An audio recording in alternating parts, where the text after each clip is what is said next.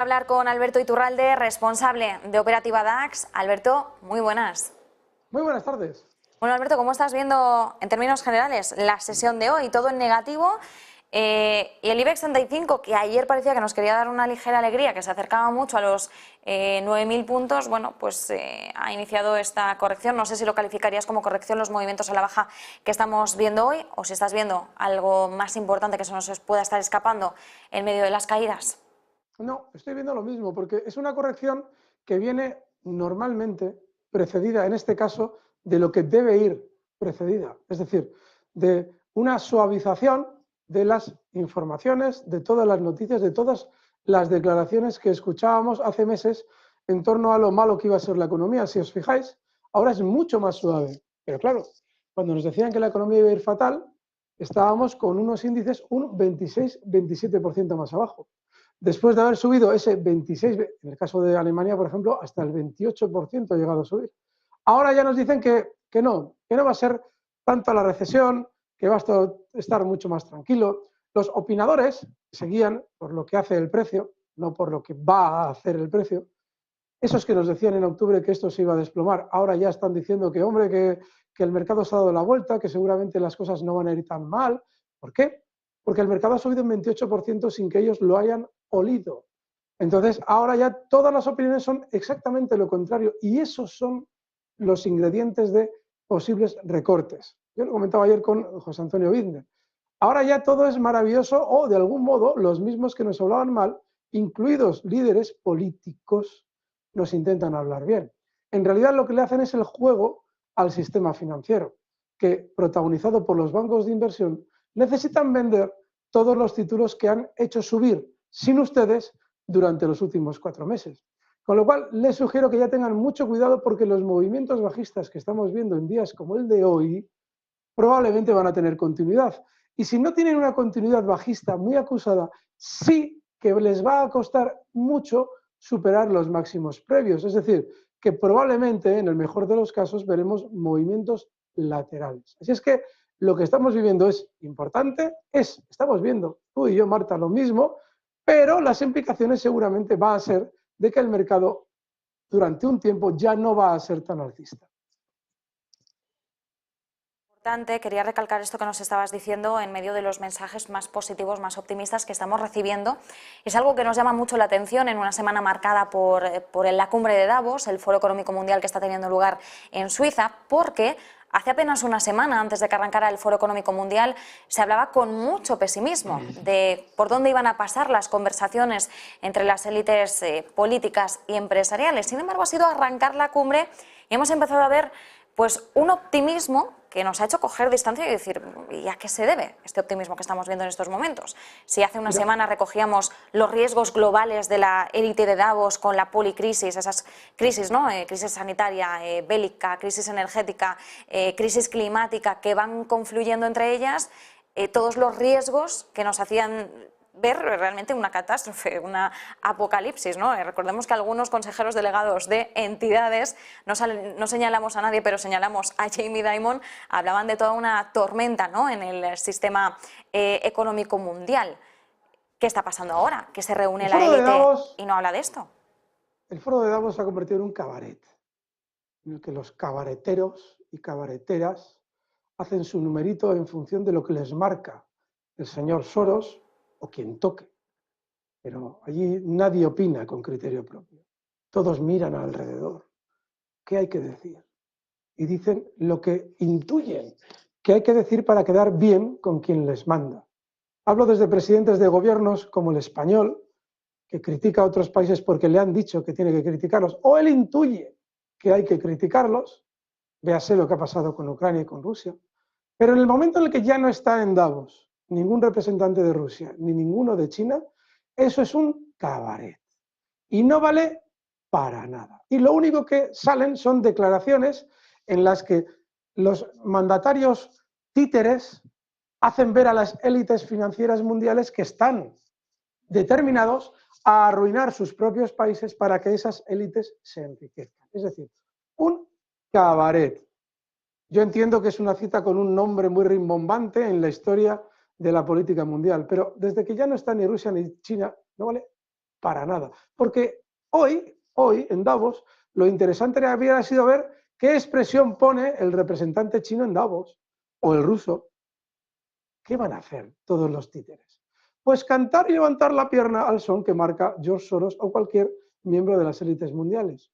Y como ahora lo que toca, hace 4 días que el mercado todavía tenía que subir algo más, lo que tocaba era generar incertidumbre, ahora que ya el mercado ha realizado esa pequeña subida de más de la que lleva realizando en los últimos 4 meses, ahora todos tranquilos, hombre, hay que transmitir confianza. ¿Para qué? Para que el sistema financiero de las élites siga haciendo dinero a costa de los inversores. Es tan duro como eso. Cabareteros y cabareteras. No hay otra cosa en Davos que no sea eso. De cómo se está desinflando el Foro Económico Mundial es que Olaf Scholz ha sido el único líder de los miembros del G7 que ha asistido. Así Olaf que... Scholz es, perdona que te interrumpa, un panoli. Porque Klaus Schwab, o Schwab, como hay que decirlo, que es realmente quien manda ahí, quien ha colocado en Alemania a Olaf Scholz. Olaf Scholz tiene un sistema político en Alemania que es una oligarquía de partidos. Y en esos sistemas, salvo que alguien tenga verdadera personalidad, véase Merkel, quien está en el poder es un títere. Y a Olaf Scholz le silban en Alemania por donde va, porque ha puesto a los pies de los caballos de las élites americanas a su propio país, aceptando la mascarada de guerra en Ucrania a favor de conseguir Estados Unidos vender su gas mucho más caro. Luego, Olaf Scholz va allí a levantar la pierna más que nadie, pero no deja de ser un cabaretero. Lo siento decir así, siento decirlo así, pero estamos nublados por los títulos presidente de Alemania. ¿Pero qué es Alemania ya en el orden mundial? Si en cuanto Estados Unidos ha dicho te quedas sin energía barata y dejas de ser competitivo, Alemania ha agachado las orejas y ha dicho amén. ¿Qué es Alemania?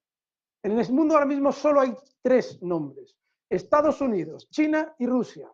Y o están los 3 o eso es un cabaret. Es exactamente lo que es. Vaya un presidente o vaya un secretario general. Contundentes mensajes, Alberto, nos quedamos con eso, pero en términos bursátiles, ahora ya vamos a entrar en materia un poco, porque como nos estabas diciendo al principio, ¿no? Ahora nos están diciendo que la economía no va a ir tan mal, cuidado, porque los movimientos bajistas van a tener continuidad. ¿Cuál sería ahora mismo el principal mensaje que deberíamos transmitir, por tanto, a los inversores en medio de todas estas semanas, con tantos mensajes cortoplacistas que al final alimentan todo este ruido? Eso es. No entren en el juego del cortoplacismo y del dato de cierre de sesión. Es muy importante entender que los índices vienen subiendo, en alguno de los mayores casos, el alemán, un 28%, el IBEX es un poco más discreto, pero también tiene una subida muy importante en 4 meses. ¿Qué significa? Que ahora los bancos de inversión tienen que vender todos los títulos que a ustedes les compraron con ese 28% de descuento hace 4 meses. Luego, ahora durante un tiempo, probablemente tarde semanas, ahora nos estarán contando que la economía no está tan mal y que es el momento de arriesgarse y de que no va a haber recesión y de que la guerra de Ucrania ya va por buen camino y en cualquier momento finaliza, y todas esas cosas que los bancos de inversión necesitan que ustedes piensen para que cometan el error de comprar ahora lo que no quisieron comprar hace 4 meses. Por eso yo les sugerí hace 4 meses que compraran bancos, pero es que ahora los bancos han subido un 35% de media. Con lo cual, tengan ya muchísimo cuidado, porque eso no se produce ni en una ni en 2 sesiones. Podríamos estar tranquilamente un mes sin que los índices realmente marquen nuevos máximos con autoridad y ustedes escuchando que esto va a ser una maravilla. Para luego, una vez que ustedes hayan comprado lo que esos bancos de inversión necesitan vender, los índices se girasen a la baja y tuvieran un recorte de relativa consideración.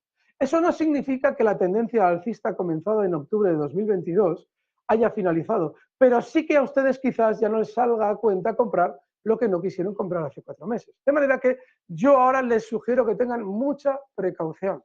Así como cuando todo el mundo estaba en negativo y todo el mundo nos decía que esto se iba a desplomar, yo les decía a ustedes que lo más normal es que el mercado suba y mucho más de lo que ustedes se imaginan.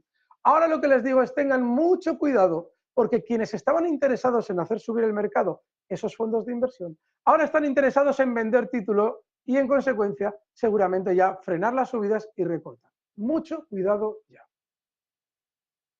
Con eso, y Alberto, en medio de los resultados que estamos conociendo, bueno, hoy hemos arrancado los resultados en España con Bankinter y es bastante interesante el movimiento que está haciendo la entidad, que siempre nos tiene acostumbrados a las buenas noticias, el buen hacer el día de resultados, Y en este caso, pues bueno, ahora no está cayendo tanto, ojo, ha llegado a caer muchísimo más.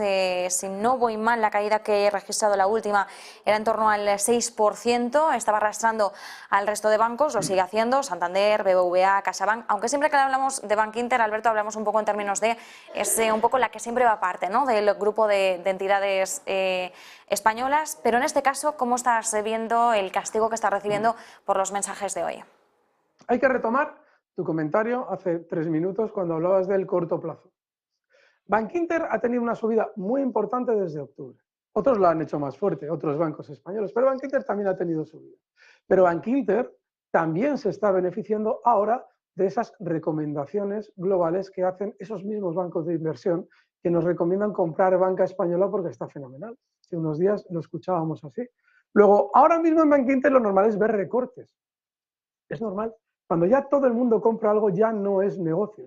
¿Por qué efectivamente va a la contra de las demás? Como decías ahora, porque es el único banco español que es alcista técnicamente, porque ha marcado nuevos máximos, el único, durante las últimas semanas. Pero eso no le salva de momentos en los que haya un sentimiento más positivo sobre la banca, como vivimos ahora, también tenga ciertos recortes a corto plazo, puntuales. Luego, ahora a corto plazo no habría que estar. Hay que dejar que purgue ese sentimiento comprador que nos insuflaban los bancos de inversión hace unas semanas.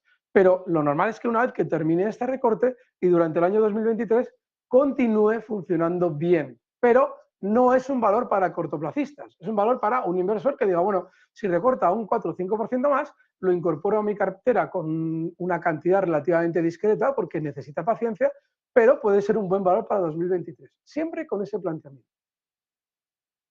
Pues nos quedamos con esta clave, Alberto.